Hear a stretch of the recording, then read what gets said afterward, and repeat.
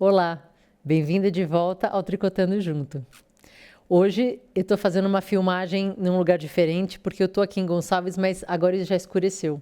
Está escurecendo cedo e eu acabei perdendo a luz do dia, que já não tinha muita, porque hoje o dia foi meio cinza. Então eu resolvi filmar agora aqui dentro, então vocês estão vendo um pedaço da casa do Edu, com a casinha do gato, algumas caminhas do gato aí. Esse é o meu cenário do momento. Bom, hoje tem um monte de perguntas para responder. Então vamos começar. A Andrea Malman me perguntou o seguinte: Oi Marina, você já usou o fio com cachemir da Made by You? O que você achou e qual o gauge? Gauge, para quem não sabe, é a tensão, né? Aquela amostra que a gente faz que diz quantos pontos a gente tem por 10 centímetros em 10 centímetros, né? Olha, Andréia, eu já usei. Eu tenho uma blusa inteira feita com ele, que eu esqueci como ela chama, Iana, se não me engano, da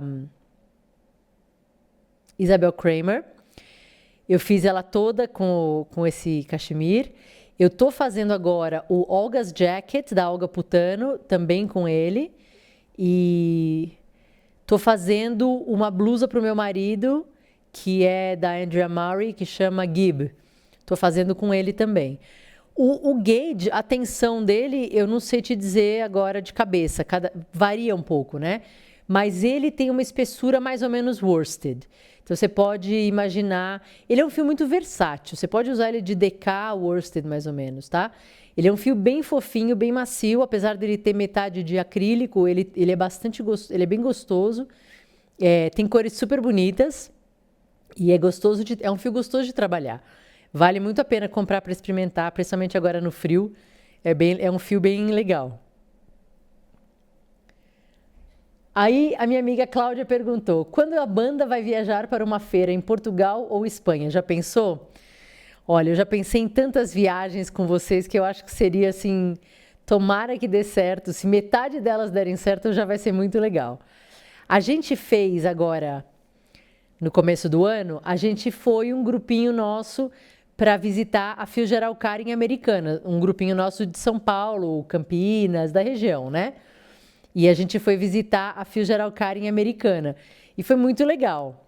Aí agora, o nosso próximo projeto é visitar a Mãostiqueira, lá em Campos do Jordão, que é aqui perto de Gonçalves.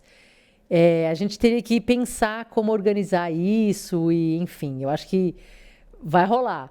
E aí a minha ideia é a gente indo cada vez mais longe. Eu tenho vontade de ir para Curitiba, por exemplo. Eu tenho vontade da gente dar um pulo na casa da Vivi, em Brasília. E aí, um próximo passo, né? Eu acho que fazer essa coisa assim de pouquinho em pouquinho pode ser legal. A gente saiu de São Paulo, foi para Americana, daí a gente vai para Campos do Jordão, daí a gente vai para Curitiba, Brasília, né? E aí a gente vai indo até a gente cruzar o Atlântico e ir parar numa dessas feiras maravilhosas que tem na Europa. Tem várias que são demais. Vamos organizar assim, vamos pensar nisso. Eu acho que vai ser muito legal, com certeza. Aí a Paty Lopes perguntou: Má, Dia Mundial de Tricotar em Público, vai rolar algum programa para nós? Paty, eu não tenho nada programado, assim, não pensei em nada ainda.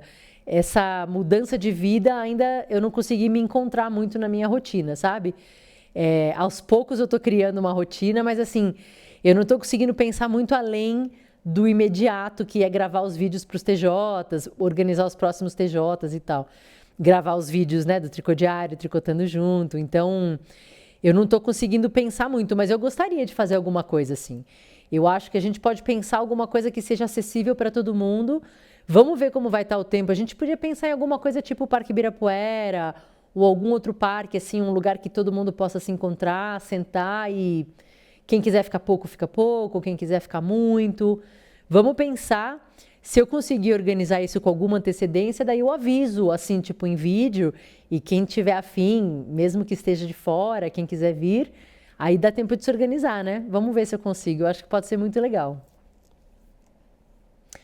A Michele Flores perguntou assim: como calcular para colocar carreiras encurtadas nas costas de uma blusa que não tem? Ela está imaginando uma receita, por exemplo, que não prevê carreiras encurtadas. A ideia das carreiras encurtadas é assim: você tem a sua amostra e você sabe, por exemplo, quantas carreiras você tem em 10 centímetros. Aí você tem que pensar o quanto você quer levantar essa sua blusa. Então, eu estou imaginando que você está se referindo, nesse caso, a carreiras encurtadas para levantar as costas, para a nossa gola ficar inclinada assim para frente, para não ficar pegando no pescoço, né? Se for isso, então você tem que imaginar quanto que você quer que suba. Vamos supor que você quer que suba 5 centímetros. E vamos supor que na sua amostra você tem 30 carreiras por 10 centímetros. Então você sabe que você tem que subir 15 carreiras, porque você quer metade disso, né? Você quer 5 centímetros. Então você sabe que você vai subir 15 carreiras. Pensa, na verdade, em números pares, eu acho. Não, você pode pensar em números ímpares mesmo. A questão é que você vai fazer ida e volta, né? Mas aí você vai fazer, se você tem que fazer 15 carreiras, você vai fazer 15 idas e voltas para você ir aumentando, né, esse pedaço, por exemplo. E daí também você tem que pensar na extensão que você quer. Você tem também quantos pontos você tem em 10 centímetros na sua amostra e você tem que pensar onde aonde você quer aumentar esses pontos, esse tecido, né? Geralmente as pessoas fazem quase encostando na parte da frente da gola, né? Então você teria que dividir a metade desse tamanho pela quantidade de pontos que você vai ter. Então, por exemplo, deu 15 centímetros. Então você tem que imaginar que e você tem, sei lá, 20 pontos por 10 centímetros. Então você tem 30 pontos em 15 centímetros. Você vai ter 30 para um lado, 30 para o outro.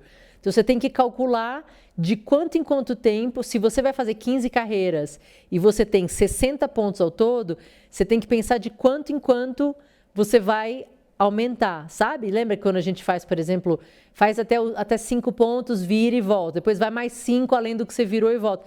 Esse é o cálculo que você tem que fazer.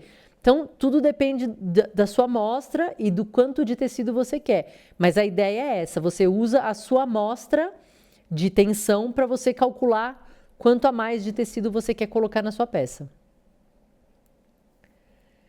A Paula Gomes me perguntou, qual é a sua forma preferida de unir os fios?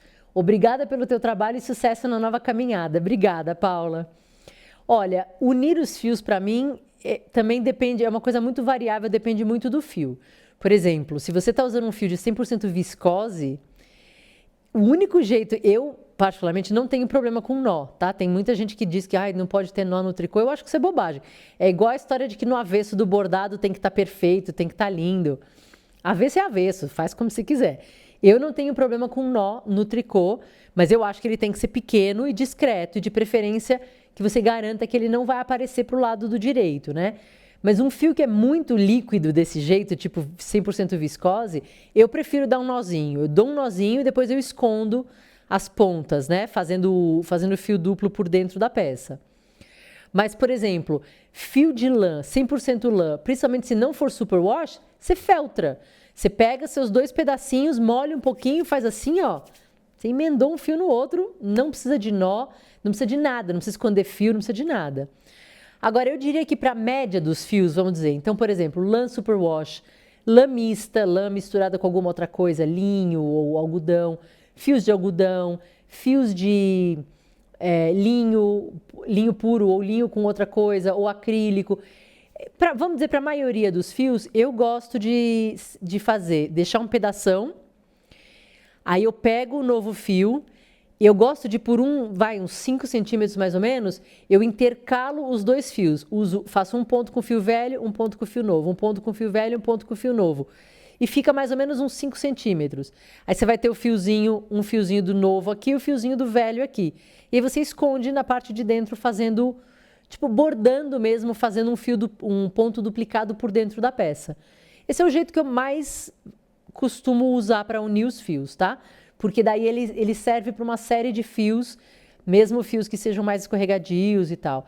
O único realmente que eu não faço muito isso é a viscose. Eu tenho muito medo dele escorregar, sabe? Então, mas eu acho que é uma questão também de você tentar, porque às vezes seu ponto é mais apertado que o meu, é mais firme, então às vezes ele não escorrega. Depende de muitos jeitos. Tem um jeito de esconder os fios que eu usei muito uma época, depois eu parei, que você costura o fio por dentro dele mesmo. E você usa agulha mesmo, agulha para... É como se você costurasse o fio. Então você faz uma emenda que não vai soltar, não tem como soltar, ele tá como se fosse costurado. mas depende do fio ele vai ficar grosso, depende do fio ele não funciona. Eu acho que o melhor método é esse que eu faço, sabe? Na maioria. Eu fico trabalhando por uns 5 centímetros com os 2 fios, intercalando os dois e depois eu escondo as perninhas por dentro.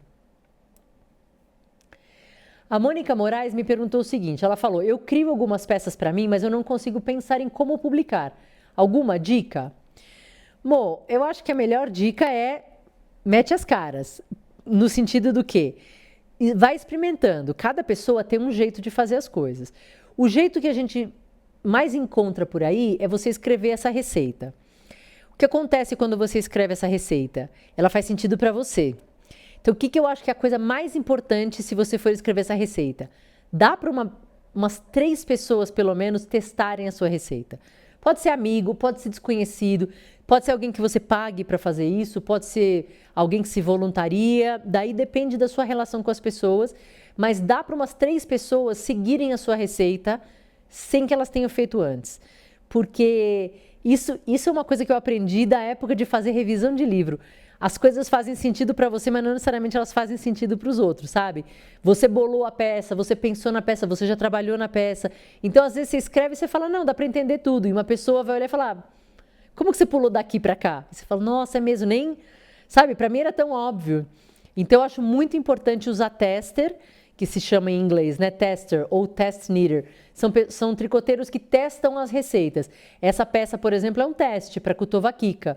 Ela lança, ela faz uma receita, ela chama pessoas para testar, você se voluntaria, ela escolhe umas pessoas, e aí o que você está fazendo é isso, você pegou a receita e você está seguindo passo a passo. E aí você pode falar, olha, essa sua contagem de pontos não deu certo, eu não entendi o que você quis dizer nesse pedaço, você passou de um lado para o outro, aqui você fez a conta errada de pontos, não dá isso, dá aquilo. São pessoas que vão te dar esse feedback. E aí você ajusta a sua receita lindinha, e aí você pode vender ela de vários jeitos. Você pode vender ela pessoalmente, então no seu perfil do Instagram, por exemplo, sabe? Entre em contato comigo, a pessoa te faz um Pix, você manda a receita. Você pode colocar, por exemplo, no Somos Moira, no Moira, que é uma rede também que você pode colocar coisas à venda e você pode colocar PDF à venda. Você pode colocar no Ravelry. O Ravelry é todo em inglês, mas você pode pôr receitas em outros idiomas também. É muito intuitivo de fazer, sabe? E você não paga nada para ter essa parte de venda. Mas toda vez que você vende, você paga uma comissãozinha para eles. Eu não lembro mais quanto é. Não é muito, tá? Mas é legal porque você tem um alcance muito grande. Tem muita gente que usa o Ravelry. Você tem um link só, você cola no seu site, você cola no seu perfil do Instagram, você manda por WhatsApp para as pessoas quando te pedirem. A forma de pagamento é via cartão de crédito por PayPal, então você não precisa lidar com transações financeiras e tudo mais. Então, assim, eu acho que para você, a plataforma escolhe o que faz mais sentido para você, mas você tem várias opções aí, e isso é uma coisa muito legal. E aí o que eu falei de dar as caras é nesse sentido, experimenta. E aí pode ter gente, por exemplo, que vai dizer suas receitas são muito complicadas de seguir. Você vai falar, nossa, por quê? Você vai pegando esse feedback. Vai ter gente que vai falar, nossa, eu amei, mega bem explicado. Isso te estimula a fazer mais. A gente tem que tentar. Eu acho que a gente só aprende a fazer as coisas fazendo, sabe? A Rita de Cássia falou assim, oba, que meia é essa, Marina? Maravilhosa. Como na foto lá do Instagram, que eu pus a caixinha, eu não estava com nenhuma meia, eu tô achando que ela está falando do story anterior, que eu estava com uma meia do Steven West, que eu esqueci como chama. Eu esqueci como chama, eu vou colocar aqui. Mas é uma meia que tem uma parte de brioche na frente, um desenho super bonito.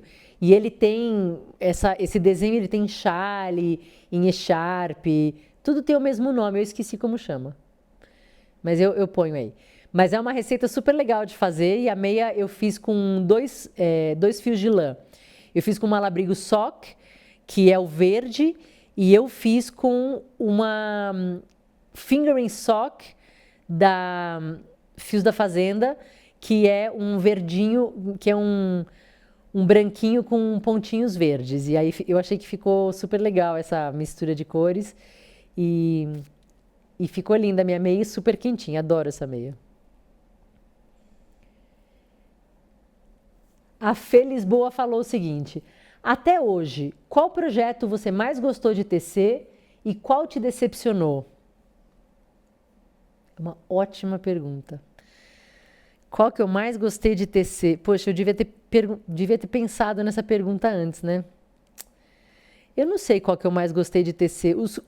De modo geral, que eu mais gosto de tecer são os chales do Steven West.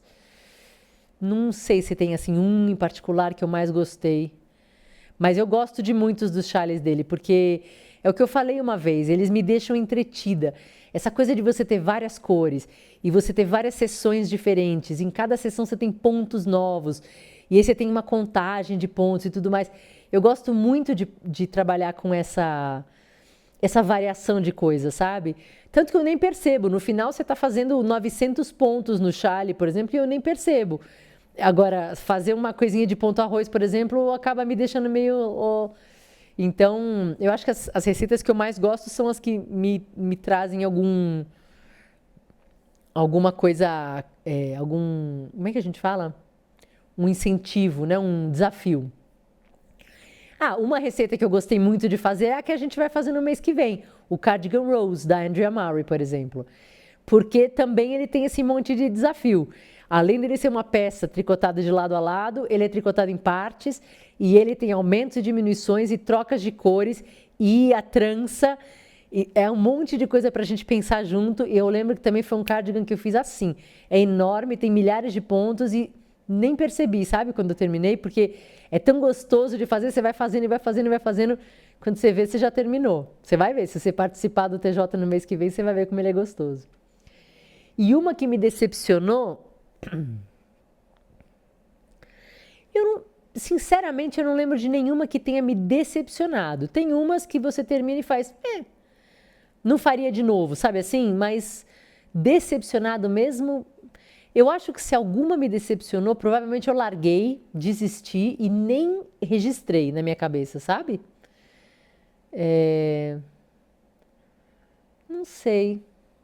Eu acho que talvez, eu acho que tem duas que eu me lembro que é o que eu falei, não é bem decepcionou, mas vamos dizer, poderia estar na categoria, né? Uma foi aquele teste que eu fiz para Anke Strick, que chama French Kiss Top. A blusa é linda, mas é um pontinho que eu achei chatinho de fazer. E aí na peça inteira e com mohair foi tipo, não acaba nunca, sabe? No final ficou legal a peça, mas assim, foi chatinho de fazer. Eu lembro de ter a sensação de, nossa, se eu soubesse eu não teria feito esse teste, sabe? E uma outra que eu acho que me decepcionou um pouco, porque no final das contas eu achei que não ficou muito legal, foi a telesto que a gente fez. Nenhuma das telestos que a gente fez ficou assim 100% muito... Sabe, todo mundo teve problema de ter que recalcular e não sei o quê. Eu não sei se tem algum problema com a receita ou... Não sei, mas no final das contas eu gostei da minha porque ela ficou largona e eu achei um jeito de vesti-la. Mas não era o que eu estava imaginando, né? Não era o que a peça tinha se proposto. Então... É o que eu falei, não é que decepcionou, mas foi uma coisa meio, sabe? Tricô e um Café fez a seguinte pergunta. Um lugar que você sonha conhecer? Gente, eu sou louca para conhecer o Japão. E assim, há muito tempo, engraçado, né? Porque o Japão tá de moda, agora parou um pouquinho, né? Mas acho que até o ano passado, assim, tava mega na moda, todo mundo indo pro Japão. Mas já faz anos que eu sou louca pelo Japão. O meu avô, pai da minha mãe, ele trabalhou no Bradesco muito tempo, não, no Banespa, muito tempo. E ele foi uma época, imagina, eu nem era nascida ainda, minha mãe nem era casada. Ele foi chamado para ir morar no Japão com a minha avó, porque acho que iam abrir uma filial ali, eu não sei direito a história, depois eu vejo com a minha mãe como é que é e retifico qualquer coisa errada. Mas eu sei que ele e minha avó foram morar no Japão, e eles ficaram uns anos morando lá. E daí minha mãe chegou aí, morou lá. E daí minha avó, quando voltou, trouxe um monte de coisa do Japão. Então o Japão é um lugar que ficou no imaginário da minha avó por muito tempo. E ficou no meu pelas coisas que ela contava, sabe? E ela tinha alguns pratinhos, e ela tinha uns quadros, ela tinha umas coisas. Então é um lugar que sempre fez parte da minha imaginação, sabe? Como que era, outra cultura. E minha avó falava assim, tão... com uma admiração tão grande, sabe, pelos japoneses e pela cultura e por tudo que ela viveu ali. Foi uma coisa tão legal. E eu sempre fiquei com isso na cabeça, sabe? E daí, com o tempo, eu fui curtindo a viagem de outras pessoas. E daí, assim, mais a ver com, por exemplo, o meu hobby. Então, pessoas que foram a lojas de tricô, pessoas que foram a papelarias. E tem cada coisa incrível para conhecer lá. Assim, eu sou louca para ir para o Japão. Então, assim, esse é um lugar que está muito, muito, assim, na minha lista de lugares para ir, sabe? E aí, provavelmente, eu queria fazer já várias coisas por ali, sabe? Eu tenho muita vontade de conhecer a Coreia também. Eu tenho vontade de conhecer a China. Então, de repente, fazer todo esse... meio que essa volta, assim, pela Ásia pode ser uma coisa bem legal, né? A Daniela Leonel fez a seguinte pergunta. Sei que está longe, mas explica como comprar a receita do Charlie e do Steven West? Olha... A maioria dos designers, principalmente os grandes designers, tem dois métodos muito fáceis da gente comprar receita. Todos eles têm um site deles particular.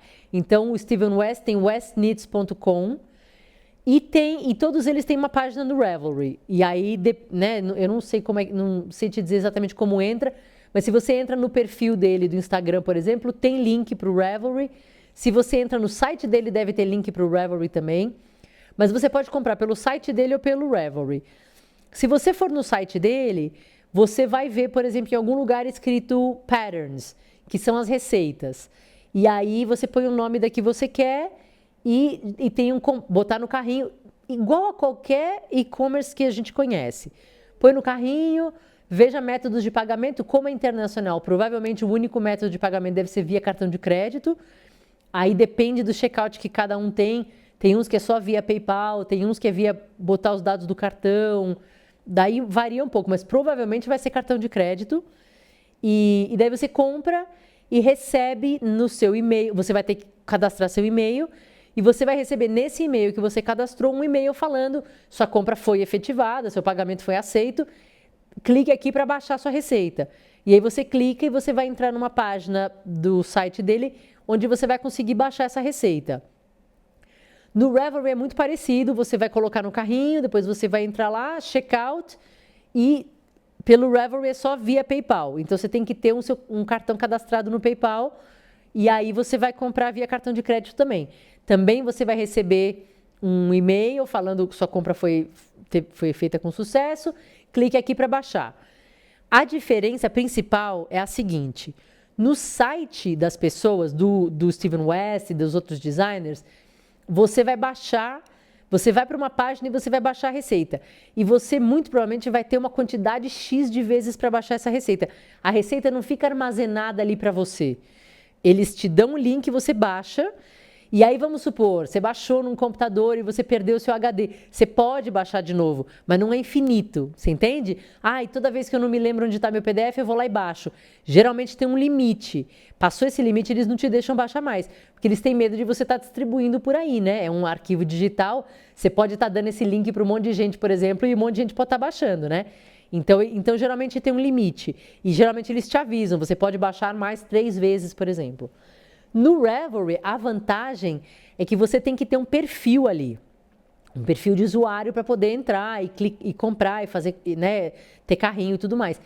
E aí, quando você compra qualquer receita de qualquer designer, ela fica armazenada na sua biblioteca, então você nem precisa baixar. E de lá você pode baixar quantas vezes você quiser, porque aí sim é um canto seu. No Ravelry, você tem um pedaço ali do site que é seu. Todas as receitas que você comprou e tudo mais. Então, dali você não precisa baixar, você pode, toda vez que você quiser usar, você simplesmente clica e ele abre, ou você pode baixar quantas vezes você quiser. Então, eu particularmente prefiro usar via Ravelry, mas você pode comprar pelo site, tá? Geralmente, eles não fazem muita distinção também. Os grandes designers também não fazem, por exemplo, tem desconto no meu site, mas não tem no Ravelry, porque eles sabem que muita gente prefere usar o Ravelry por causa disso, de armazenar e tudo mais. Então, geralmente, se tem um cupom de desconto, por exemplo, geralmente vai ter nos dois. Geralmente tem no site, tem no Ravelry, tá? Então, assim, eles meio que não fazem muita preferência. E comprar é basicamente isso. Você precisa de cartão de crédito e uma conta nesses lugares. É simples, meio que como qualquer e-commerce, sabe? E na época do MCAL, se for por causa disso que você está perguntando, né? Porque você falou tá longe, você vai ter links para compra de qualquer lugar, porque ele vai te bombardear com newsletter falando compra aqui, o perfil dele compra aqui. todo lugar tem compra aqui, compra aqui, compra aqui. Então, na receita do Emical, a única diferença que acontece é assim, como é surpresa, se ele fala, por exemplo, o Emical começa em outubro, ele vai começar a vender a receita em setembro. Se você comprar em setembro, o que você vai receber da receita? Você vai receber um PDF introdutório. Então, obviamente, o PDF não vai ter nada do chale, mas ele vai estar falando, mais ou menos, o que você pode esperar do chale, quantas cores. Hoje em dia, ele está fazendo essas introduções cada vez mais completas. Ele te dá várias dicas de combinação de cores. Ele mostra foto, por exemplo, de várias combinações que ele fez, para você ter uma ideia de como que fica com fundo claro, com fundo escuro, com mais cor, com menos cor. Ele tem feito um PDF bem completinho de introdução, mas a introdução só vai ter isso. Ele vai te dizer qual é a tensão do chale, ele vai te sugerir um número de agulha, ele vai te dizer quanto de fio você precisa, que tipo de fio. É isso, não vai te falar mais nada. Aí saiu a primeira receita. Seja se você comprou pelo site dele, seja que você comprou pelo Ravelry, pelo caminho que você comprou, você vai receber no seu e-mail uma atualização. Saiu a primeira parte da receita que você já comprou, você não tem que pagar mais nada. Mas é como se ele estivesse atualizando o PDF, então você vai baixar de novo. Aí você vai baixar e vai chamar pista 1, Clue 1. Aí vai ter a introdução toda, mais a primeira parte da receita. E assim vai com todas as outras 3 partes. Então, cada vez que sair uma parte nova, você vai receber um e-mail falando, saiu a atualização. Aí você vai e baixa essa atualização, e aí vai ter a segunda parte, terceira parte, quarta parte. Depois que acabou e ele já mostrou para todo mundo como que é, uns meses depois, ele formata tudo, todas as pistas que ele lançou separado, ele formata num PDF só, que você também vai receber pelo preço que você já pagou. Você também não vai pagar mais, e você vai receber uma atualização, e daí sim a receita completa. Aí, como se você comprasse uma receita agora. Então, tem toda a introdução, todas as partes, e não vai estar separado por parte 1, parte 2. Vai estar como sessão 1, sessão 2, sessão 3, né? Como qualquer chale dele. Então, ele vira uma receita que você simplesmente pode seguir como qualquer outra, sabe? Mas é assim que funciona. Se a sua dúvida foi mais particularmente em relação ao Emical, é mais ou menos assim que funciona, tá? Aí, a última pergunta é uma pergunta da Rê, da minha amiga da RT Ponto, que todo mundo já conhece, os marcadores dela e tudo mais. E ela fez uma pergunta que eu adorei, então eu vou responder e depois eu quero que vocês respondam essa pergunta aqui nos comentários, porque eu achei muito legal e eu estou muito curiosa para saber o que cada um vai responder. Ela falou assim, um gênio sai de uma das suas meadas e diz que você tem direito a 7 dias de descanso numa praia, mas que você tem 5 minutos para arrumar a sua mala. Mas ela faz um parênteses. Você não precisa de roupa nem de objetos de item pessoal, porque já vai ter tudo lá. O que você levaria? Você tem 5 minutos para fazer uma mala para você passar 7 dias descansando numa praia. E esquece roupa e objetos de higiene pessoal. O que você levaria? Bom, obviamente eu levaria todas as minhas bolsas da Mano Mano May, e aí é a vantagem de você ter vários projetos encaminhados dentro de bolsa, porque é só você catar as bolsas e enfiar numa mala grande, em menos de 5 minutos eu já arrumei minha mala. Pegaria todos os meus cases de agulha, porque, né, você pode precisar de algum fio, algum cabo maior, uma agulha menor, assim. Pegaria eu tenho um monte essas caixinhas que eu coloco. Vamos ver se eu consigo mostrar sem derrubar. Tá vendo? Tem uma tesourinha. Ai, caiu coisa. Tem marcador de ponto, tem agulha, caiu um monte de coisa. Eu deixo algumas dessas dentro de bolsas de projeto já prontas. Então, eu levaria essas caixinhas para você ter tudo que você precisar. Marcadores, ponteiras, agulha, para você não precisar de nada. E provavelmente eu levaria alguns livros também. E, sinceramente, eu acho que só. Pensando assim que eu teria esses dias de descanso sozinha, né? Não levaria nem filho, nem marido, nem gato, nem nada. Eu levaria isso. Eu acho que eu levaria vários projetos de tricô. Eu acho que eu levaria também algumas meadas, imaginando que 5 minutos eu não teria tempo de novelar. Eu levaria algumas meadas do meu estoque para, de repente, criar coisas novas. E todo o meu material, tudo que eu puder levar do meu material de tricô. Com certeza, acho que é isso que eu levaria. E aí eu devolvo então essa pergunta para vocês, gente. Eu estou muito curiosa para saber. Escreve aqui nos comentários o que você levaria se você tivesse 5 minutos para arrumar a mala para poder passar 7 dias de descanso numa praia. E antes de ir embora, eu quero falar sobre essa blusa rapidinho, porque eu estava com ela um dia numa foto e alguém me perguntou e eu me toquei que eu acho que eu nunca falei dela, ou se falei, falei há muito tempo, e eu acabei não respondendo essa pergunta. Essa blusa aqui chama-se Spruced Pullover, de uma designer americana chamada Tiff Nealon.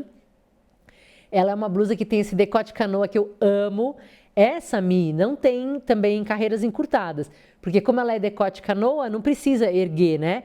E eu já falei 1000 vezes, vocês já estão cansados de saber, eu amo decote canoa. Então ela é feita reta, de cima para baixo, aqui 2 frentes que você faz no plano, depois você junta aqui embaixo, faz em circular. Ela tem um canelado 1 por 1 torcido nos punhos e na barra. E aí a receita é assim, ela tem essas listras, e aí eu fiz uma pequena modificação, porque ela tem um jacquard na manga, mas o jacquard dela, da receita original, acho que começa aqui. É isso, só que tem mais repetições e começa aqui. E aí as cores dela são lindas. Um dia eu quero fazer com as cores dela também, que se não me engano, acho que é azul escuro. Não, é verde. É o verde que acho que chama Spruce, que é daí que ela tirou esse nome, com uma cor tipo um bege clarinho, um off-white, e azul no jacquard, azul com o clarinho, né? Só que isso daqui foi um kit que a La Bien-Aimée fez para um chale para o primeiro MCAL do Steve West que eu participei, que foi o Twists and Turns. Era um chale com 3 cores, e a La Bien-Aimée fez alguns kits, e um dos kits era esse, que acho que chamava Rust, se não me engano. E aí tinha esse cinza manchado, esse branco manchado, esse branco não sei se dá para perceber, mas ele também, dá para perceber no punho, né? Ele também é manchado, tá vendo? Com esse caramelo, e esse caramelo que é o Rust, que significa ferrugem. E eu amei essa combinação de cores, e daí eu comprei esse kit em DK para fazer essa blusa. E eu amo essa blusa, ela é muito gostosa, ela é curtinha, ela é mais tipo cropped mesmo, e eu adoro usar essa blusa. E eu sou louca para fazer outra, eu tenho até umas cores na minha cabeça, vamos ver se eu vou fazer, vamos ver quando que eu vou ter tempo de fazer, mas eu adoro ela. E esse chale que eu estou usando é o Night Shift, se não me engano, acho que é, da Andrea Mowry, que eu já mostrei uma vez, eu fiz com fio DK da Fios da Fazenda, nessa cor douradinha que eu não lembro qual que é, e um kit desses de Joana, eu acho que é o que chama, é um kit desses de degradê que a Fios da Fazenda agora tem. Então, se você vê, ele começa com clarinho e ele vai até o mais escuro, né? Eu não vou tirar agora porque tá com o microfone e tudo, mas ele faz o degradê que eu fui fazendo. São 5 meadas, né? Então, eu ia trocando.